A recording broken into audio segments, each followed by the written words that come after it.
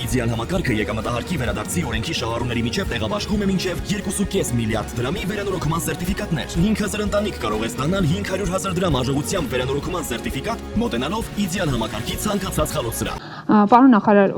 այս տարի փետրվարի 27-ին կառավարությունը որոշում ընդունվեց, որով հաստատվեց Ամուլսարի շահագործման ծրագրին, վերաշահագործման ծրագրին 150 միլիոն դոլար բյուջետային երաշխիքի տրամադրումը եւ այնտեղ են որոշման մեջ գրված էր 5 բանկի անուն, որոնցից ընդհանուր 150 միլիոն դոլար գումարի չափով ներգրավող սինդիկացիոն վարկ էր ակնկալվում։ Բայց այս ապրիլի 30-ին վերջին կառավարության կողմից ձեր կողմից չզեկուցվող հարցերի շարքում նշված էր, որ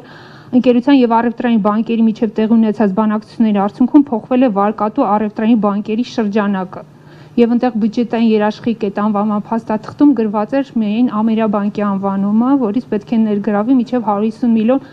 դոլար վարկ ու արդեն նշված էր սինդիկացիոն կամ ոչ սինդիկացիոն վարկ։ Խնդրում եմ այս պարզաբանեք, եթե կարելի է, եւ այս հարցի երկրորդ մասը տեսեք, մենք եվրոբոնդերի թողարկումը նախատեսել ենք թե տարեկան փոխառությունների ծրագրով, թե բյուջեի մասին ծրագրով։ Եվ հունվար-մարտին մեր մոտ արդեն պետական պարտքը 740 միլիոնով ավելացել է, դարձել է 13.6 միլիարդ։ Իսկ պետական բյուջեով մենք ունենք, որ այս տարվա վերջին կառավարության պարտքը պիտի լինի 13.9 միլիարդ կամ 53.4% հնայի։ Այս բյուջետային երաշխիքի տրամադրումից հետո ինչ թվի եք կանխատեսում, որ դուրս կգաք։ Եվ թեև ես մեկ հարց իրավունք է տրվել, այս մասը չեմ կարող չասել, վերջերս IMF-ն ու World Bank-ը մեր հնայի աճի կանխատեսումը վերանայել են, սարքել են 4-4.5%։ Շատ տեղական էքսպերտներ էլ ասում են, որ կառավարության միակ հույսը 5.1% ապահովելու հնայում նշված աճը, դա Ամուլսարի ծրագրի շահագործումն է։ Կուզենայի լսել, ինչքանով եք դուք համաձայն Հայաստանի այդ գործընկեր միջազգային կառույցների կանխատեսումներին եւ որն է ձեր կանխատեսումը հնայի աճի մասով։ Շնորհակալություն։ Շնորհակալություն։ Իրականում երաշխիքի մասով շատ բան չունեմ ասելու։ Լիդիան ընկերությունը սկզբում բանակցում էր տարբեր բանկերի հետ, հետո չեկան ընդհանուր հայտարարի այս երևույթին եւ վերջում երևույթին Ամերիաբանկի հետ է եկել ընդհանուր հայտարար, չեմ կարող ասել։ Ես ճիշտ ասած իրանց բանակցությունների մեջ մենք ներգրաված չենք եւ ես այդ դետալներ իրենց բանակցության դետալներին չեմ տիրապետում։ Ինչ վերաբերվում է միջազգային գործընկերների կողմից հնչեցվող գնահատականներին, մենակ IMF-ը ու Համաշխարհային բանկը չեն, բոլորը ըստ էության ունեն կանխատեսումներ, մենք էլ ունենք մեր կանխատեսումները, այդ կանխատեսումների մեջ դրված են տարբեր սցենարներ եւ տարբեր ենթադրություններ։ Այսինքն այստեղ պատկերացրեք մի մոդել է, որտեղ դու անում ես ենթադրություններ եւ այդ մոդելը այդ ենթադրությունների հիման վրա տալիս է ինչ որ արդյունք։ Այստեղ կարևորը թե ով ինչ ենթադրություն է անում։ Ձեր կանխատեսումն է։ Կարող եմ ասել, որ այո, Ամուլսարի գործարկումը կարող է ունենալ դրական ազդեցություն, եթե այս տարի արդեն աշխատանքը սկսվի, դա կարող է որոշակիորեն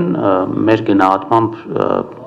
0.5%-ի շրջանակներում ազդեցություն ունենալ համախառն ներքին արդյունքի աճի վրա։ Բոլորը արդեն դրա մասին խոսում են եւ մենք էլ ենք դրա մասին խոսում, որ Հայաստանի Հանրապետության տնտեսական աճը վերադառնում է իր պոտենցիալ աճին, որը մեր կարծիքով կազմում է 5-ից 5.5%։ Այստեղ է մի փոքր բան կա, հաշվի առնելով նախորդ տարիների մեծ աճերը, կարող է որոշակիորեն այդ պոտենցիալից աճը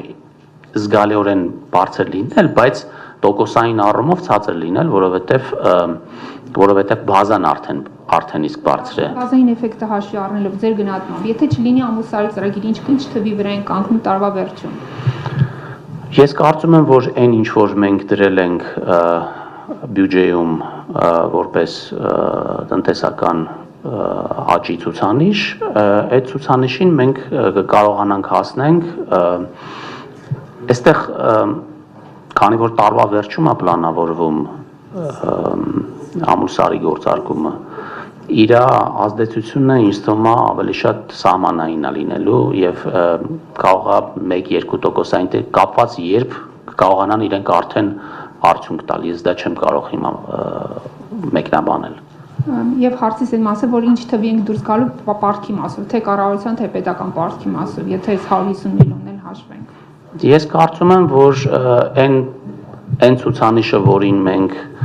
այն ցուցանիշը, որը մենք պլանավորել էինք այդ ցուցանիշի սահմաններում լինելու մեր պետական պարտքը, եթե ցնցումներ չլինեն, իսկ մեր տպավորությունն այն է, որ ցնցումներ չեն լինի, ուղղակի մի հավելյալ ինֆորմացիա ձեզ տամ, որ մենք հիմա շրջանառում ենք պետական պարտքի մասին նոր օրենքը, որով բյուջետային երաշխիքները պարտքի մաս չեն համարվելու։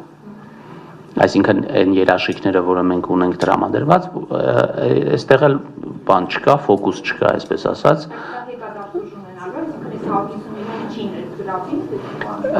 Չէ, հիմա կներգրավի, բայց երբ որ օրենքը ընդունվի, արդեն դուրս կգա դրա մեջից, որովհետև դա միջազգային ընդունված պրակտիկա է, մենք ուղղակի մեր պարտքի մասին օրենքը ուզում ենք համապատասխանեցնենք ժամանակակից աշխարհում պարտքի օրենքների սահմանումներին։